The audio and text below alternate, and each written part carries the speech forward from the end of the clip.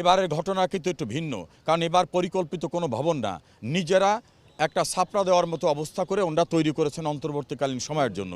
এই অবস্থায় তারাই নিজেরা বিদ্যুতের সংযোগ বিভিন্নভাবে দোকান নিয়েছেন। এমন হতে পারে যে এই সংযোগগুলি যেভাবে হওয়া দরকার সেভাবে হয়নি, এমন হতে পারে যে এই বিদ্যুৎ সংযোগের বিভ্রাট থেকে এই ঘটনা ঘটতে পারে। এটা আমাদের মাননীয় মেয়র সাহেব এটা খতিয়ে দেখবেন।